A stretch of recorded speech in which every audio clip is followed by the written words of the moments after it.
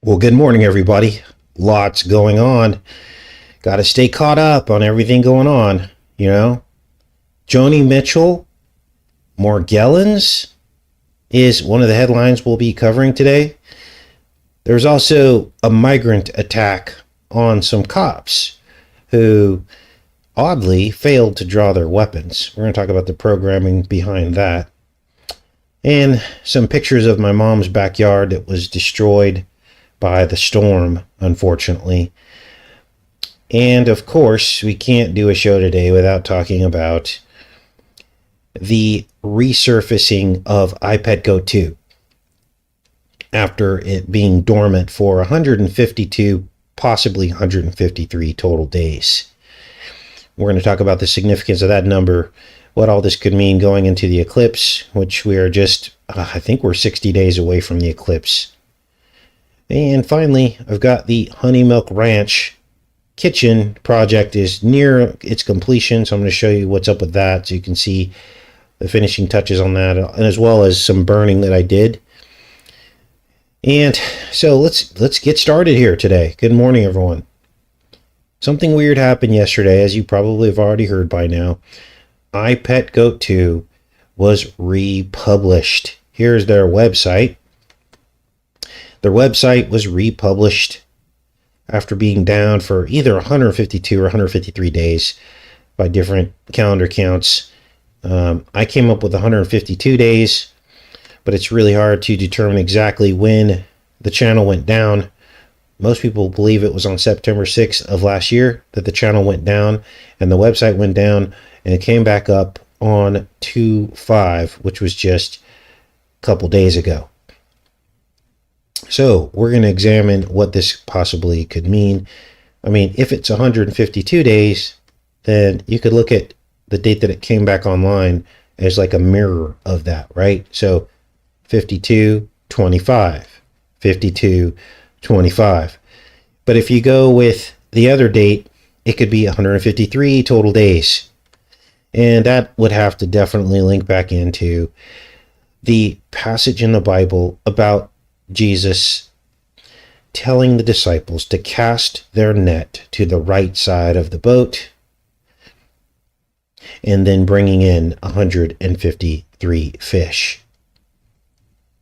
Just like the Antichrist figure in iPet Go 2, in this particular scene where the fish swim onto the boat. Now, I've tried over the years to count how many of these striped fish swim into the boat, and I'm sure if you slowed it down and meticulously counted, you could probably figure it out. But this has to be what this scene is referencing, the passage in the Bible where Jesus told his disciples to cast their net to the right side of the boat to catch the 153 fish. Now, many of you who have joined the channel membership, which of course that's just extra support for the channel. You know, there's nothing that the channel members get that's extra. It's just a way for those who want to go above and beyond to support the channel is to join the membership. But all the content is the same for everybody, okay? And so in that video, when you join the channel membership, you saw a video that I'm going to show you in a minute about casting your net to the right side of the boat and what that means on a spiritual level. That's the introductory video that you get when you sign up for the channel membership. So we studied this, didn't we, at some point? And we studied about what Jesus may have been talking about when it comes to the 153 fish number. Let's play this little excerpt from iPet Go 2 of the dark side version of Jesus' miracle. And I'm going to actually slow this into slow motion here because there's always things that pop up, right? Looking at this stuff. So here's the scene here. The fish swim up from the deep. Now there's no net being cast, of course, but the fish swim up from the deep and they swim into the solar boat. And so the question is, are there 153 fish? Well, symbolically, there probably are. Now, for those of you that didn't know, the number 153 appears in the mathematical definition of a peculiar shape called the Vesica Pisces. And when you look at a fishing boat from the air, it literally says or shows the Vesica Pisces at the center with the net cast to the right side, which looks like a circle. And I'm going to show you the video we did on that years ago. But what makes this interesting here about the re-upload of iPetGoat 2 is this. This was in the description of the re-upload. And this French phrase means the fire in the heart of suffering.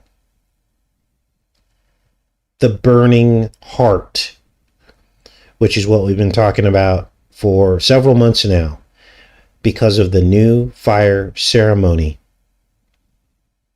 And we talked about the new fire ceremony happening every 52 years. And I just got chills. The new fire ceremony every 52 years. 2552. 2552. Wow.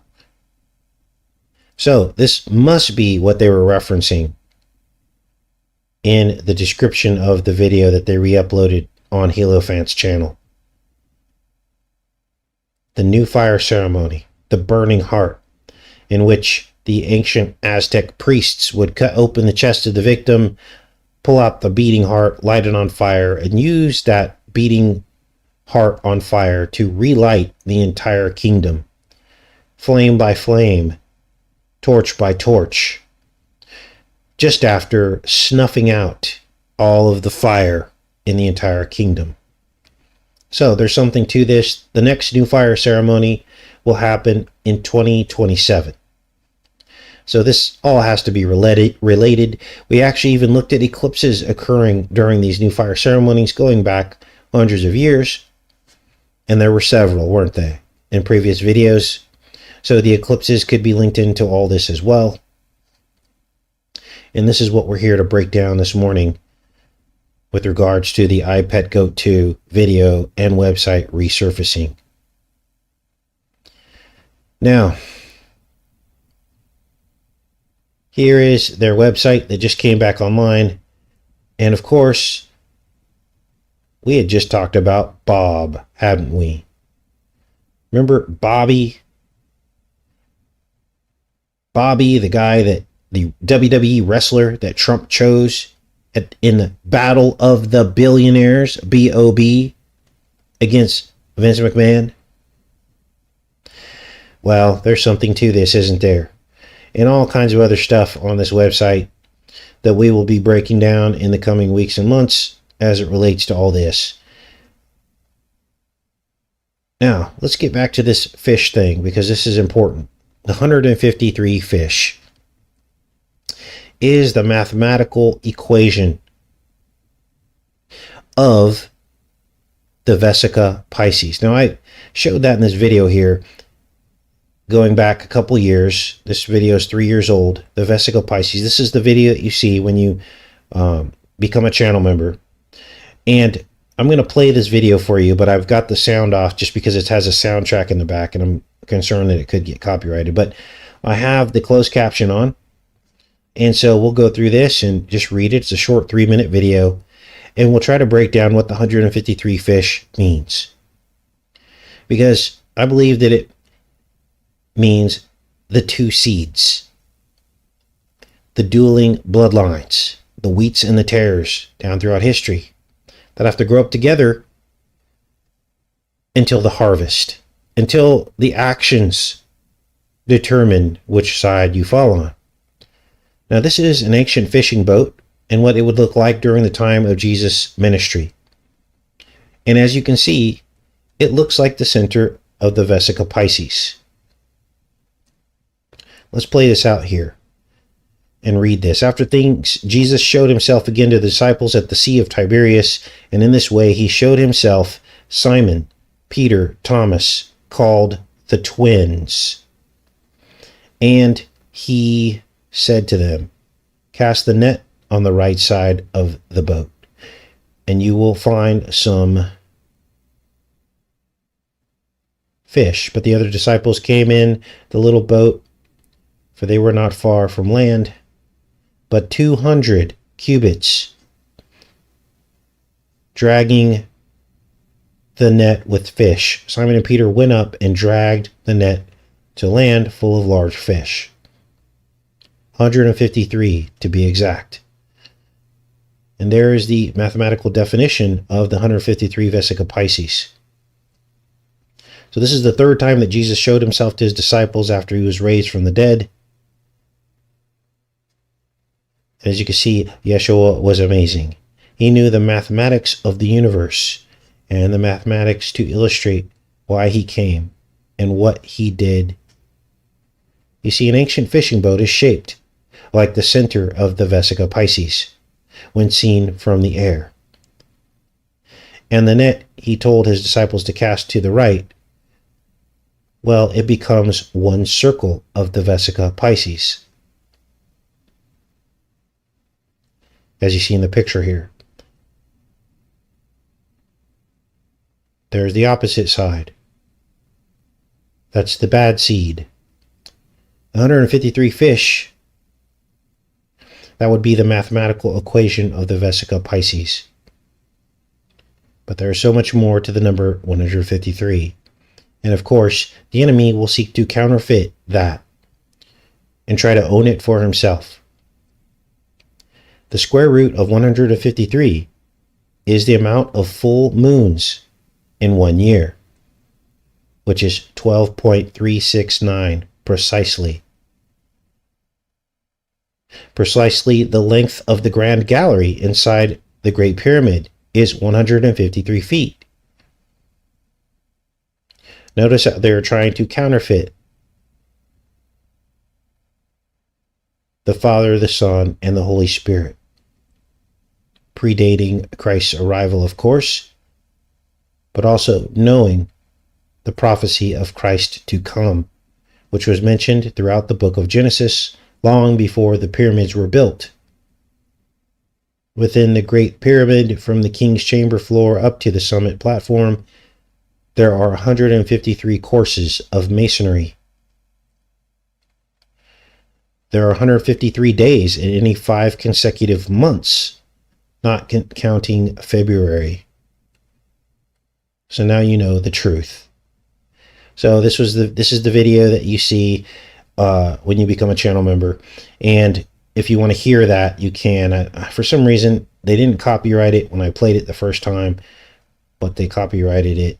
They would copyright it this time. It's how music works sometimes when you use music in videos. So, pretty interesting, right?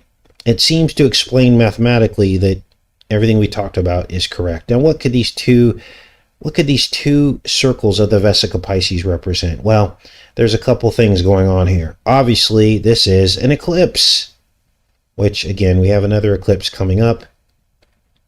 But it also represents these two seeds, man and serpent. This is Apollo and Artemis.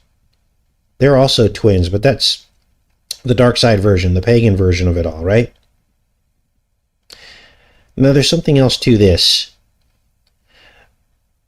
When Jesus cast the net, or told him to cast the net to the right side, that also represents the right side of your brain. Because what do you have in your brain? You have a neural net, don't you? You have a neural net of neurons in your brain. And your right brain controls the left side of your body, doesn't it? Yes, our bodies are actually inverted. The left brain controls the right side and vice versa. And so when Jesus said, if your right hand causes you to sin, or your right eye causes you to sin, to cut it off or gouge it out, Well, your right body is controlled by your left brain. The left brain is the science side of your brain. It's logic. Whereas your right brain is your creative, faith-based side of your brain, also known as the Messiah side of your brain. The part of your brain that can believe in something without necessarily having to completely understand it or have proof yet. So the question becomes, how did Jesus know this medical science that I just described to you in 30 AD or whenever he told the disciples to cast the net to the right side of the boat? How did he know this? Well, of course, because he's the Son of God. Wow. So what does this all mean? Well, there are many, many more interpretations as to why Hierophant dropped out and then came back. And you've probably been watching some of those videos on other YouTube channels. All of it's great information. But we have an eclipse coming up on April 8th. In fact, I got the countdown here. Let's see how many days we have left. Let's refresh this. Looks like 61 days left until this eclipse. And if you hadn't picked up on it by now, the Vesica Pisces is also a visual representation of an eclipse, as I just showed you in this video here. And the 153 is very, very important because it is this central mathematical equation, which also gives us the exact number of full moons in a given year, 12.369. Remember Tesla said 369 is the secret to the universe? Well, there might be something to that. Wow. I guess it remains to be seen what's going to happen, doesn't it? But I can tell you that the striped fish jumping into this boat here in I Pet Goat 2 and the burning heart, the 52, every 52 years, the burning heart ritual has to have some kind of significance, doesn't it? Obviously, this is not Jesus. This is the Antichrist. But I believe that this striped fish most definitely has something to do with the twin spirits. He's on fire. They are striped with the white, the dueling spirits, the twin spirits, the black and white. So it appears as though we were right over the target with this new fire ceremony and all the research we did on Tlaloc, weren't we? I know some of you were getting kind of sick of it, but we were over the target with it. So that's about all I had to say on I Pet Goat 2. Like I said, there's a lot more information out there just from what I've seen in the comments section that you guys have left and all that. But I wanted to show you guys what happened to my mother's backyard. Many of you will remember her backyard. There was the pineapple storm that hit California. My mom's in Stockton. She said the winds reached 90 miles an hour. And many of you will remember Huba, the hummingbird, that was under this gazebo that now you see laid out in the backyard. After this tree fell over, the palm tree went down, took out the gazebo, and her backyard is pretty much annihilated.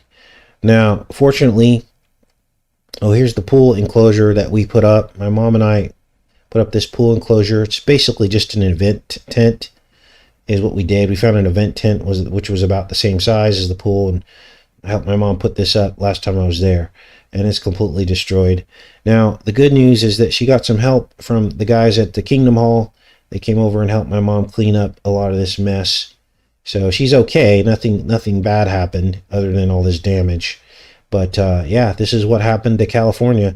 Now, this palm tree that went down, she planted this when I was in my first year of college. My mom planted this palm tree. So it's 30 years old, this palm tree. And there it went, So this is a 30-year event at least, if not more. So, wow, right? Now, she sent me some other pictures with some of the cleanup, and everything's mostly back to normal, but this is, this is pretty much what happened. Let me go back into the chat, and then we'll get into some of these headlines. There was a couple of migrants that attacked 2 cops. It was actually a whole gang of migrants, and the odd thing was nobody shot anybody. And we're going to read that story and break down the gaslighting that's obviously going on. Right? Because what they want is everyone divided. So the reason why these cops didn't pull out their weapons when they were completely justified doing so in that instance, you're getting attacked by a gang of migrants that are beating the snot out of you. I think that's grounds to shoot somebody, right?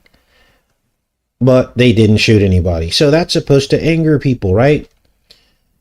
Because, how many unjustified shootings by cops have we seen where they think someone drew a gun and they pump them full of 50 bullets? That goes on all the time. But when it comes to migrants, I think the theme is to artificially embolden migrants. Anything goes with migrants. Free healthcare, free insurance, free college. Let them come over, right? And then they're getting all the rights that we don't get anymore. They're getting all the handouts that we don't get. And it's designed to cause you outrage and to trigger you to vote to fix the problem, right? Oh, Trump will fix it. No, he won't. Well, let's take a look at these stories. Let's get into some of these headlines. And thanks for all the prayers and everything for my mom, you guys. She's fine. I'm going to show you what's happening in California after we look at this migrant footage. This is crazy. Okay, hold on. Let me put the sound on here. We'll give this the Mystery Science Theater treatment. Migrants accused of attacking New York PD officers to face charges. Accused? Seriously? It's caught on video and they still say accused. Let's watch this. Now, of course, this aired on Fox News, so this is meant to enrage people, isn't it? Trump will fix it. Attorney Alvin Bragg says he will Look at this. Present evidence to a grand jury tomorrow. Damn. There's like 30 no, not 30. I'm exaggerating. There's like 5 of these guys. One guy on the ground. Against the migrants charged with assaulting New York City police officers. It comes as Bragg faces criticism for releasing those suspects without bail. But Bragg says our office continues. Look at this guy. And then they show him flipping off, like just no regard for law enforcement. I mean, about 10 times in this short video, these cops could have pulled out their guns and shot everyone in the vicinity, and nobody would have thought twice when you're being attacked. I mean, because here's what happens. As a cop, these guys could be going for your weapon, right? At least fire off a warning shot. Like someone pull a gun out here and shoot in the air, maybe. And Bragg says he will present kicked him in the head. Evidence to a grand jury tomorrow. Look at this guy's like literally kicking the cop in the head right here.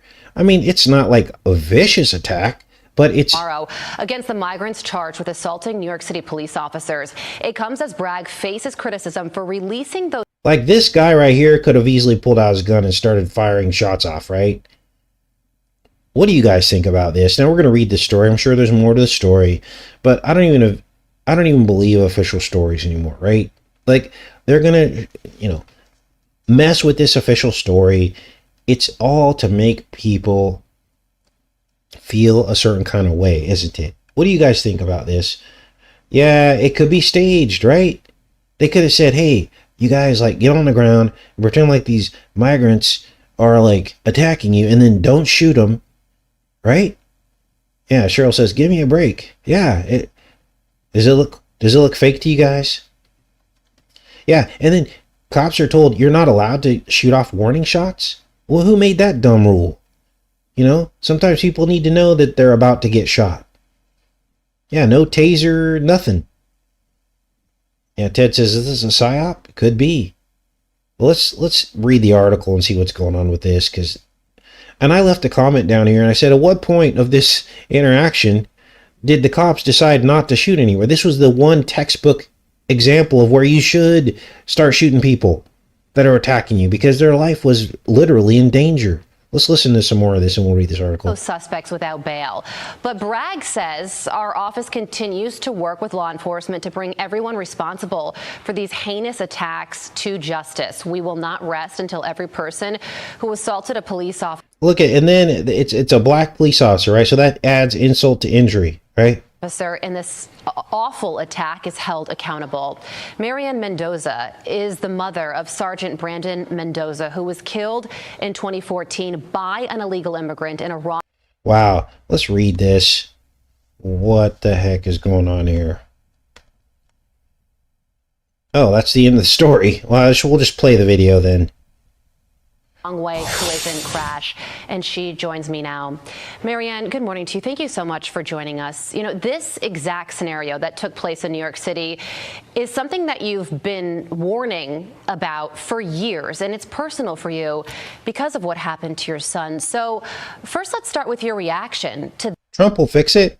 This footage that shows these illegal immigrants beating up police officers. We learned that a lot of them beating up police officers have criminal records, and then they get released without bail. A lot of them have criminal records, released without bail. See, are you starting to feel your blood pressure go up? It's designed to do that. So take a deep breath, because it's all designed to do that, to prompt you to action, right? Trump will fix it. Bail. Wow, even this kid like got a kick in there. Unbelievable. Reaction and what happened in New York is absolutely what's coming next. I mean, there's no place else for this to go. The illegal criminals here in our country know that they can continue crime. Trump will fix it. Can commit crimes. They can shoplift. They can do heinous acts. As if other groups of people aren't doing the same thing without naming any people. In the United States. And now, where was the outrage when BLM and Antifa were doing the same exact stuff? Now, of course, Fox News was calling all that out, but look at the irony here. Never be held accountable. And Alvin Bragg knows that when you release an illegal criminal like that, they will never be found. And as this designer Lakers t-shirt on, I mean, is this even real? Unbelievable. Anyway, I'll put a link to this story and all the other stories that we cover today. Now, let's get into another topic here. Because many of you have been suffering with Morgellons. And for the last 2 or 3 decades, you were told you were crazy. You were gaslighted. You suffered in silence. But now all of a sudden, because Joni Mitchell says that Morgellons is real, all of a sudden it's real again. See how this works? It's kind of like the UFO thing, right? People are like, I saw this, or this happened to me. You were ignored for decades and decades, and now all of a sudden, they're saying it's real. This is just unbelievable. Joni Mitchell made her Grammys performance debut amid battle with Morgellons disease. I can't even believe this headline. Have you ever seen a headline like this before? I've never seen a headline like this before. And look what she's wearing. I hadn't even looked at this yet. A bunch of stars. What is this? Is that a horse? Black horse? Whoa, wait. Which one's the black horse? Is that pestilence? I don't know. I'll have to look this up. Whoa, look at this. Is that the sun? Sun and a star? Whoa, look at all that jade or emerald. So it's like a night sky kind of motif. Maybe astrological almost. I don't know. I can't piece together what she's actually wearing. But let's read this article about what they're saying about Joni Mitchell's Morgellons. On February 4th, celebrated singer-songwriter Joni Mitchell, 80 years old, performed Both Sides Now. That might have significance as whatever this song is. At the 2024 Grammy Awards celebration for the first time in her more than 50-year career. Both Sides Now. She was accompanied on stage by Brandi Carlile. Let's look up this song here. Joni Mitchell. Let's look at the lyrics of this song. Control C. See what's going on here. Joni Mitchell lyrics. Little live decode here. I have no idea what we're going to find. Here it is right here. Let's zoom this up. Rows and flows of angel hair and ice cream castles in the air and feather canyons everywhere. Looked at clouds that way. Sounds like an acid trip to me. But now they only block the sun.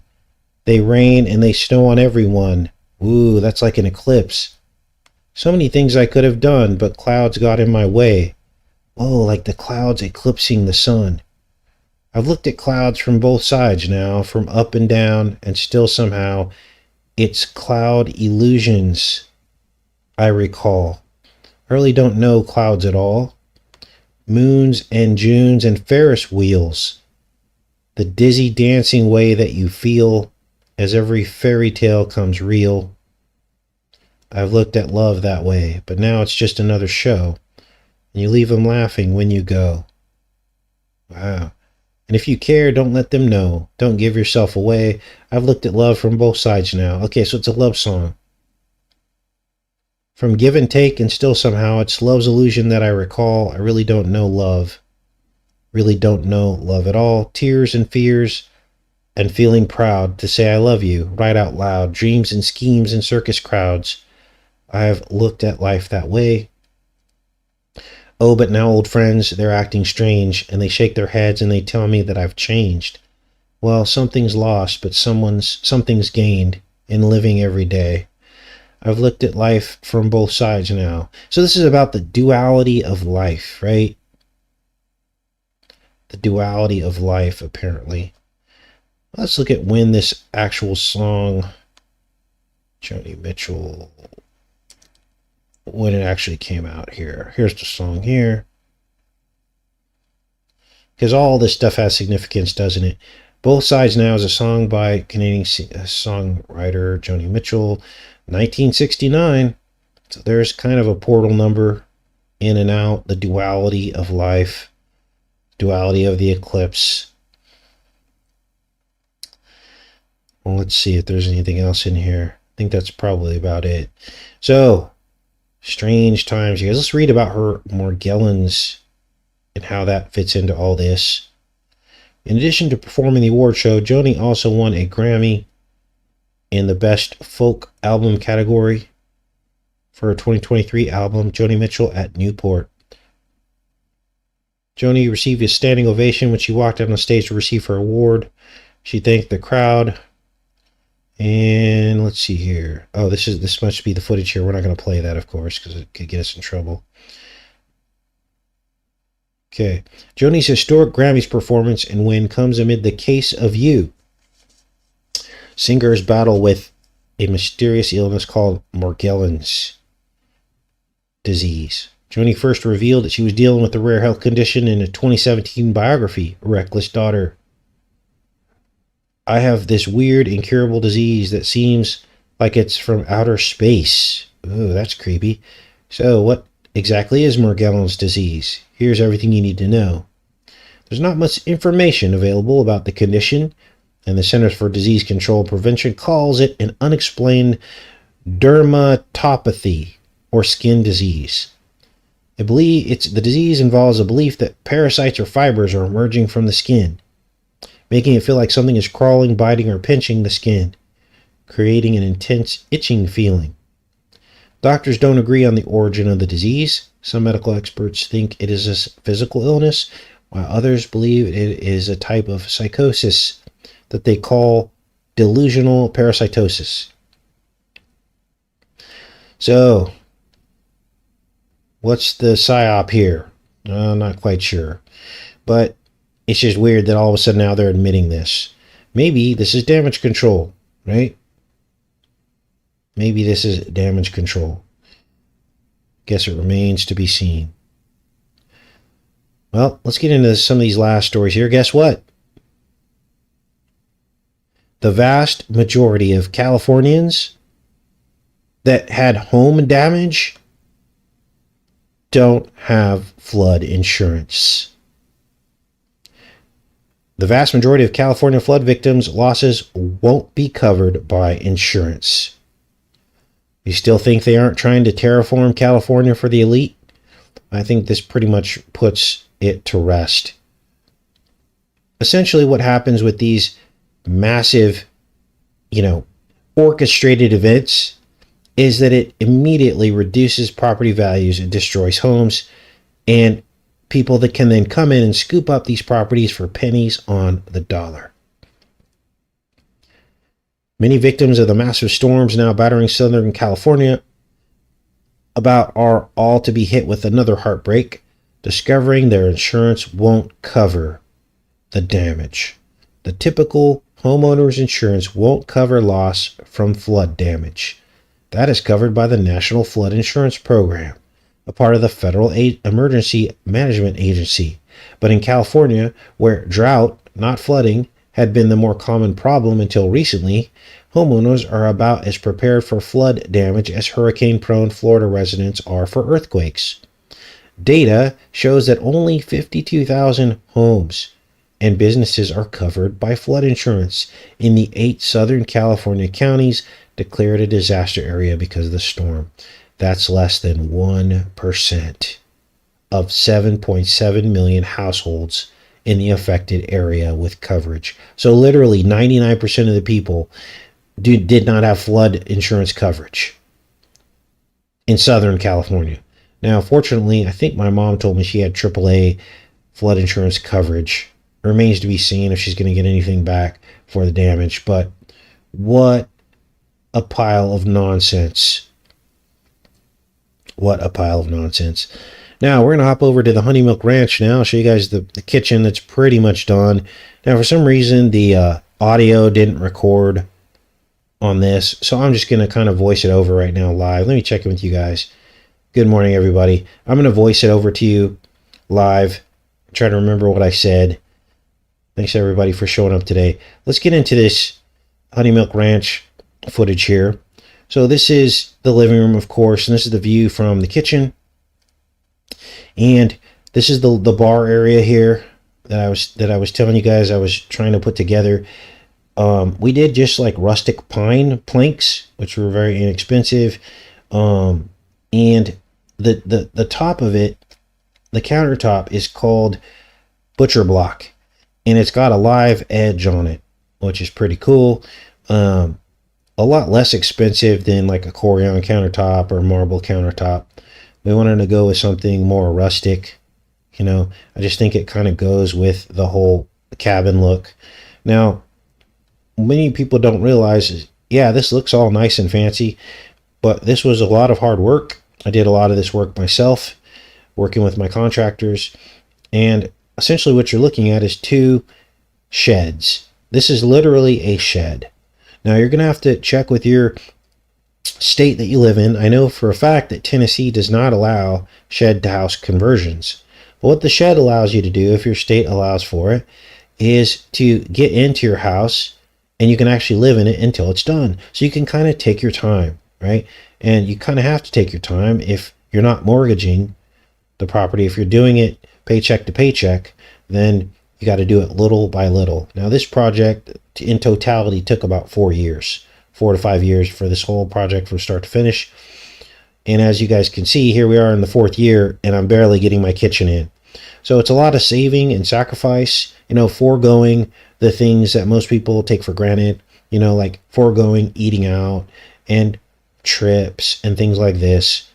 And when you make those small sacrifices over time, you can slowly build something like this. Now, I've told the whole story. Some people seem shocked. They think that this looks like a lot of money was spent. But what they don't realize is when you average this money over the course of 4 or 5 years, and also take into account all the sacrifices, that it's actually not that much money to do something like this. And in fact, if you do most of the work yourself, it's actually super cheap. It's cheaper than what you would spend paying rent in a lot of places in California for a year or 2. So, and the beauty of it is that you don't have any long-lasting debt, right? That's the whole purpose of this, is to get out of the beast. And it takes some discipline, which is hard for a lot of people, but it can be done, you know. And so this is it. Let's see. I think at a certain point I'll start to approach the kitchen and show you guys a little bit more detail. Oh, here we go. So there's the pine planks. Those are wide pine planks. So that's kind of a good idea to cover the cabinets, because you do have to cover the backside of these cabinets. There's a Lazy Susan in this corner here. And then there's a couple cabinets to bring this out.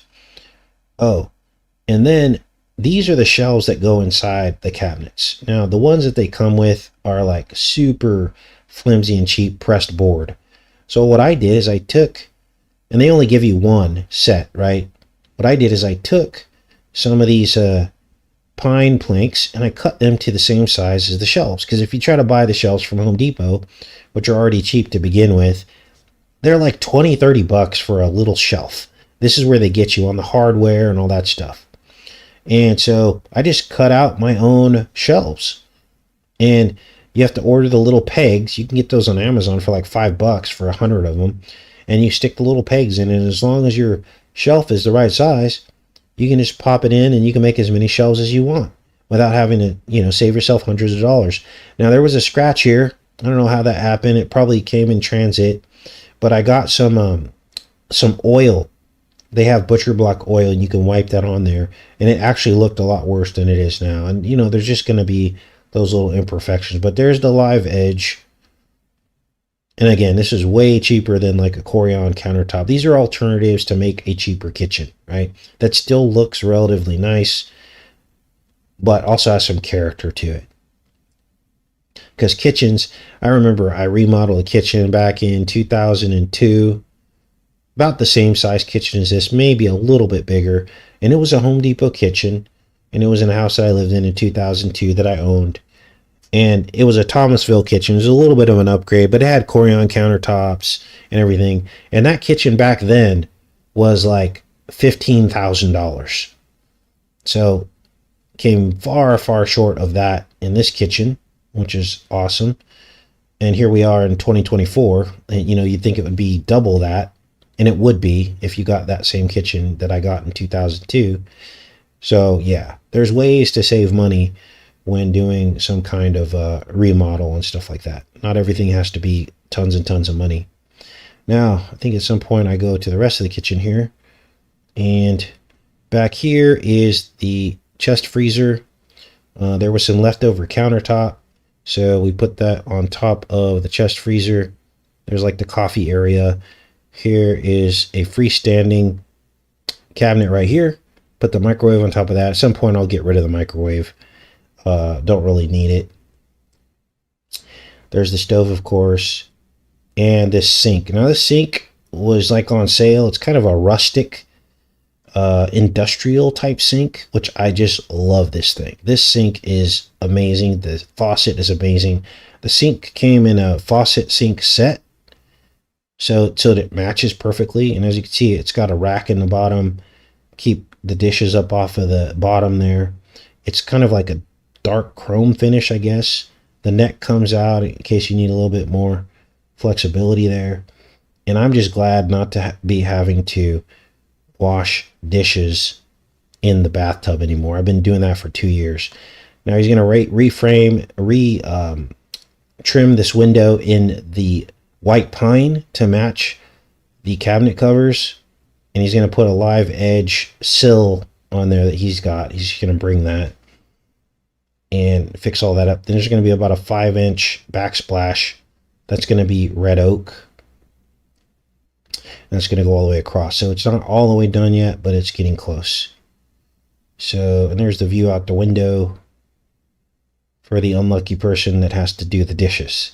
I don't mind doing dishes, especially for just me and Ree. It's not going to be a big deal. She doesn't mind doing dishes either. So, but she's a professional chef, and so she's probably going to be doing the cooking, so therefore I'll do the dishes.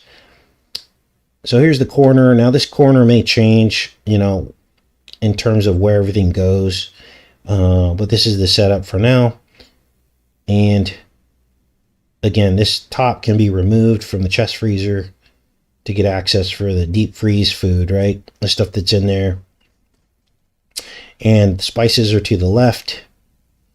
And our idea is to put all the large appliances away up top, so it's kind of off the countertop. And what else? What else? What else? Oh, this is going to be like bulk food storage down there on those lower racks. Let's get everything out of the way. And there's the spices and everything. These are just some kitchen organizing ideas. Now, I do have a couple of short shelves that are going to fit on top of this microwave, which would be a reason to keep it. I mean, I don't have to keep it. We can stick a board underneath the microwave and have short shelves under here, just because, as you can notice, there's not a lot of pantry storage, is there?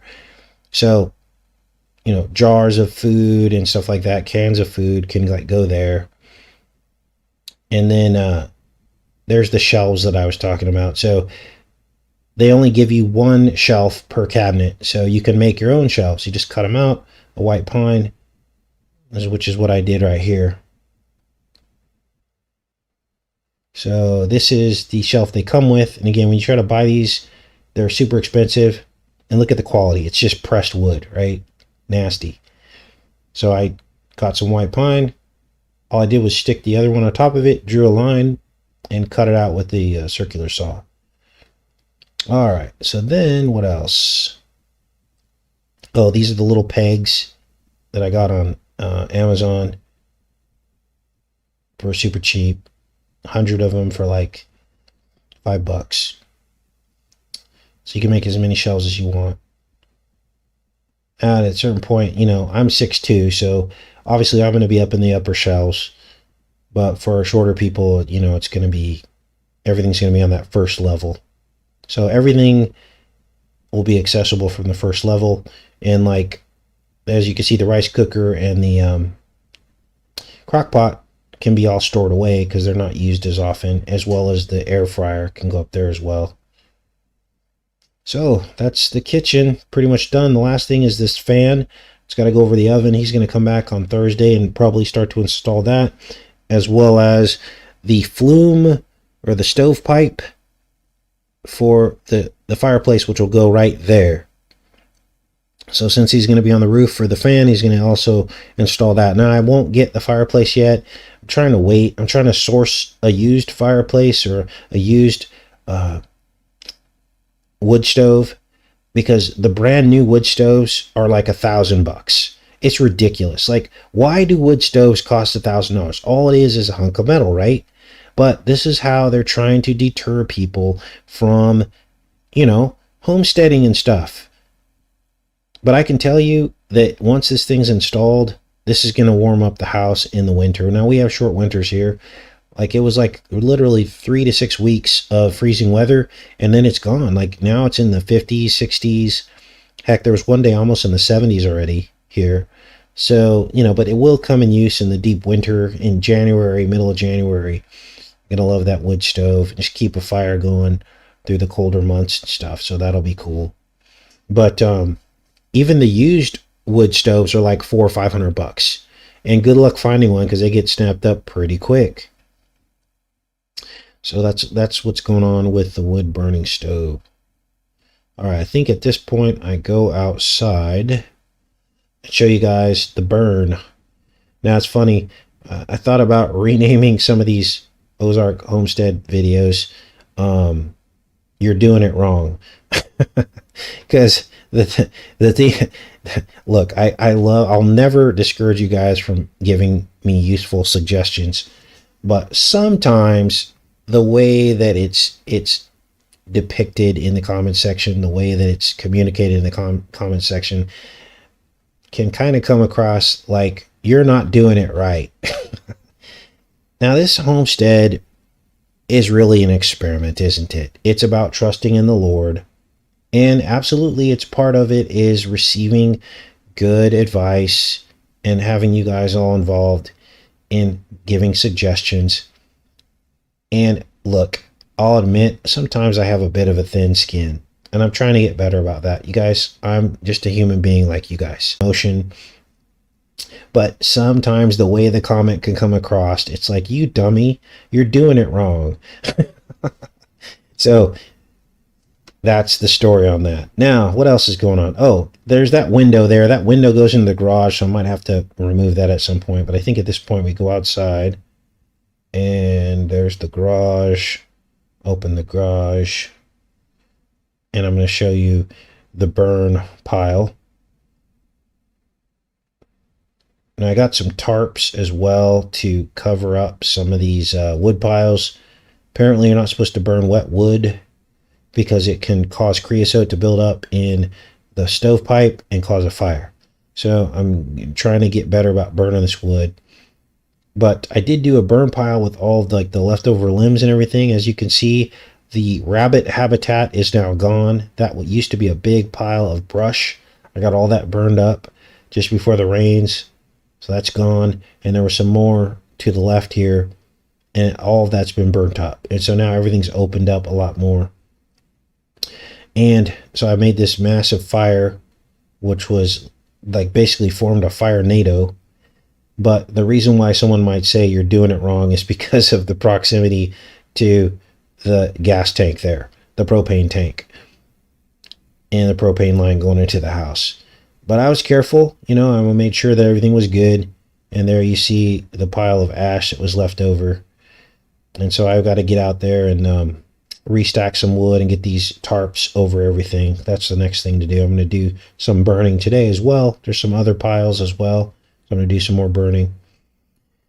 So that's pretty much it. The Honeymilk Ranch. Let's see what else is in here.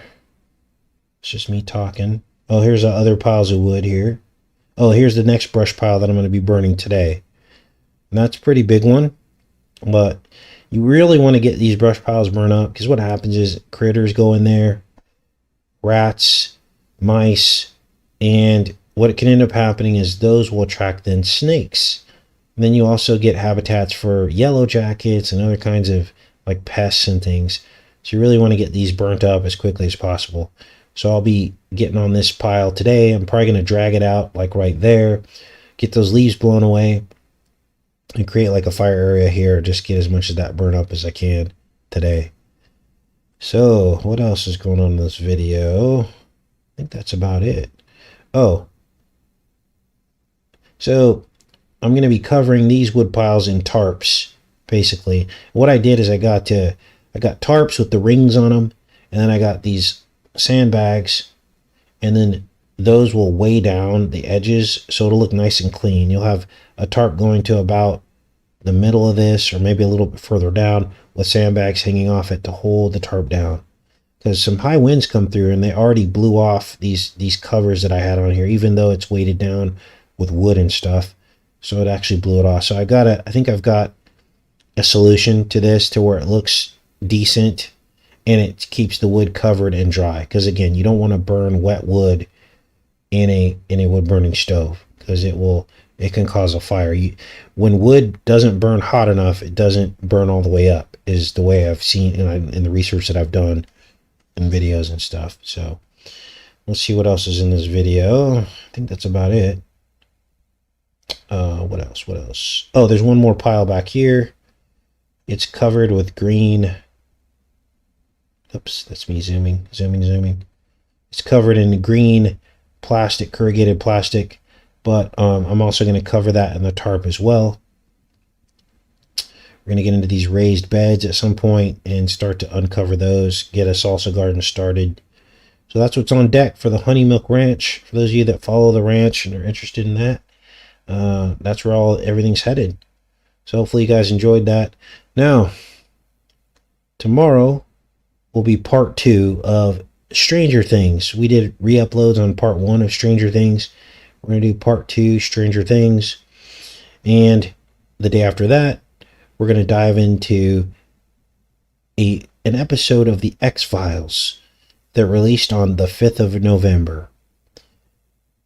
Remember, the 5th of November is the date of the new fire ceremonies. That's when they occur, when the Pleiades is highest in the zenith every 52 years. It happens on the 5th of November, the new fire ceremony. So it's curious that this X-Files episode that we're going to cover day after tomorrow is about an Arctic disease thawed out of the permafrost that infects the scientists, and the symptoms are much like rabies. So that will be day after tomorrow. Let's go into the chat for a bit. Someone asked, where do you live? It's Arkansas. That's just Arkansas, north central Arkansas. Super cheap to live out there.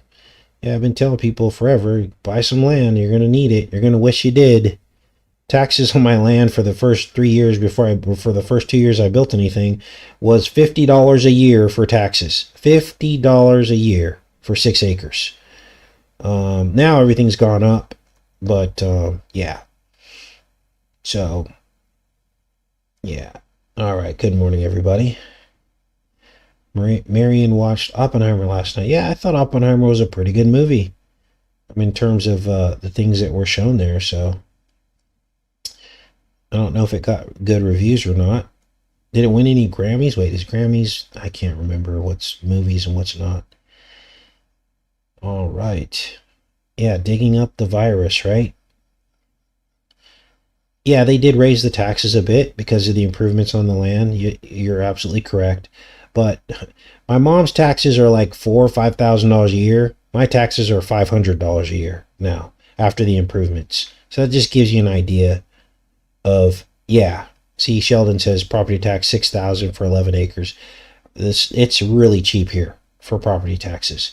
You actually get a homestead tax credit. They take like $300 right off the top, and then the taxes come in at about $500 to $700 a year is where my taxes are at right now. Which a lot of people, that's less than 1 month of rent if you're renting. So, yeah. Thanks, Maria. Maria says she loves the ceiling fan and the wood. Yeah, the wood in the ceiling is, it's called Tongue and Groove White Pine is what it's called. And you can pick that up anywhere. Super cheap.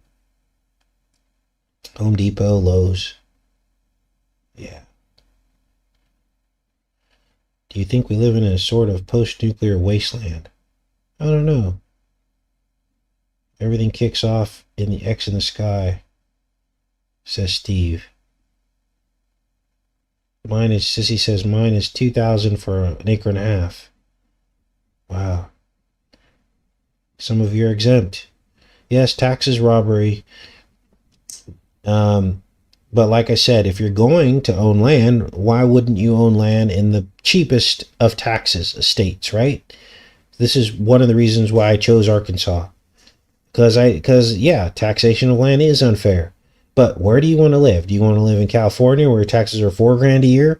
Or do you want to live in somewhere like Arkansas where it's a few $100s a year, which anybody can come up with a few $100s a year, right? So to me, it's like a non-issue. You want rural areas without restrictions. That's the key. And make sure that you know exactly what restrictions there are, if any, because you don't want to buy something and then realize that you can't park a travel trailer on it, for instance, until your house is built and all the various things. And your real estate agent will know all this information, right? You just have to ask the questions. Don't just see a piece of land for cheap and go, oh, that's what I want because it looks nice, because you might not be able to do anything with it. Now, Arkansas is renowned for just having not a lot of rules on land, but there are some rules, okay? My property actually has some rules on it. For instance, we talked about the foundation, and I had to do some foundation upgrades to make sure that the foundation was permanent. But they did allow me to use a manufactured home, which is what the shed is, and upgrade it to like a real house. So there's ways to build a homestead without having to get a mortgage. There's ways to do it, but it's the long haul, right? But think about it. Even if a person spends a little bit more on the long haul, it's still nothing compared to what you'd pay in interest in a mortgage. In a mortgage, you're paying 2 and 3 times as much as the house over the course of 30 years. And not only that, you're also overpaying because it's an inflated price. In other words, mortgages allow for home prices to be inflated just by their very definition, right? It's like insurance. Insurance companies, doctors make a bunch of money on insurance companies just by the very definition of insurance. That's what it does. And this is the fallacy and the problem with these kinds of economic paradigms, is it creates inflation too much to spend for a house. Houses shouldn't cost $400,000 and $500,000. They're not worth that much. So you have to break the system. The only way to break the system is to do something different. Do something different. And that's what I try to do with this property. Now, a lot of people weren't on board with this, you learn very quickly who you're aligned with in this life when you try to go through a process like this, and some people aren't on board, or they're not fully on board, or they criticize you, or they say that's a dumb idea. What are you thinking? Or they say you should have done it this way or that way. Well, God was holding my hand this whole time. And he put it inside of me, probably much like he did with Noah, to give Noah the faith to finish the ark, right? But it wasn't without fierce opposition, from the beginning, in roundabout ways, because the enemy attacks you through people, doesn't he? The enemy can actually speak through people to try to naysay or discourage you from the goal. And I can tell you that, like I've explained to you guys before, I spent many of the last years like borderline homeless, right? I actually built, many of you remember the bed that I built in the back of my truck. And you remember me out doing, what do you call it? I was out in France, like helping Mark with the properties, like property management and all that. Those weren't my houses. I was just kind of getting by, And so now God wants me to be independent. He wants me to be out here, not worrying about where I'm going to sleep or where I'm going to lay my head. And then in turn, he wants me to bless all of you with the whole process. This is why I shared all this with you. I didn't have to share all this with everybody. I decided to do it because God impressed it upon my heart. He's like, this is a gift for me, so you need to gift it to everyone else. And so that's what we're doing when we talk about the Honeymilk Ranch. All right. What else is going on? Look, they got us stuck on 666. Wow. See how long it stays stuck like that. Probably 66 seconds. See, this is the algorithms. This is what they do. Okay, changed. All right, I'm back in the chat, you guys.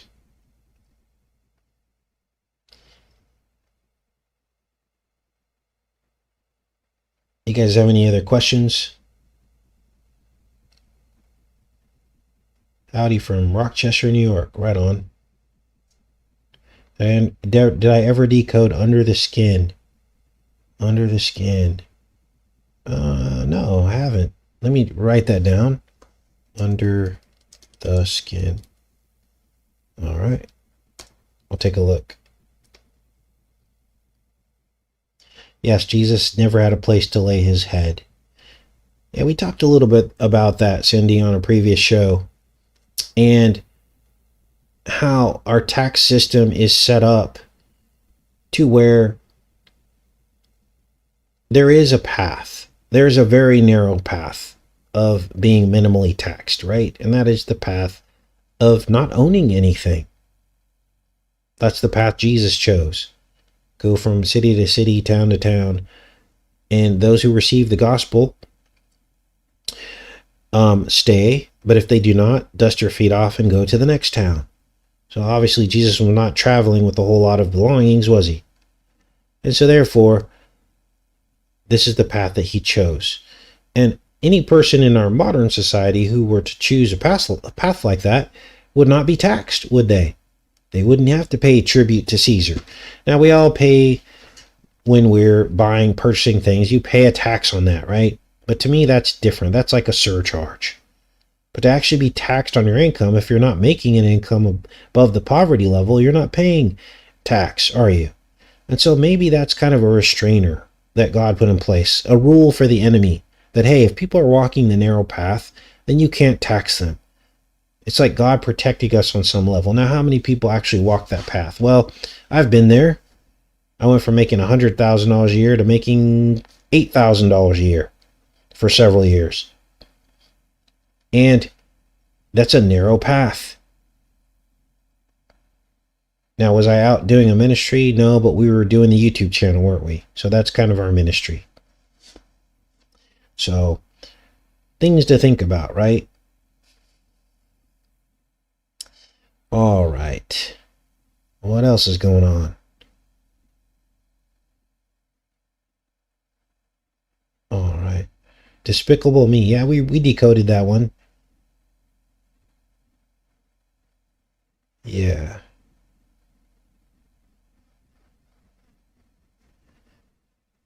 All right, you guys. Well, I'll pop off of here. I love you guys. I'll see you guys tomorrow with Stranger Things Part 2. Oh, here's a couple of people that, thanks. Wow, thanks, Merlin. Merlin just gave us $49. Thanks so much. All right. I'll talk to you guys tomorrow. Take care. Much love.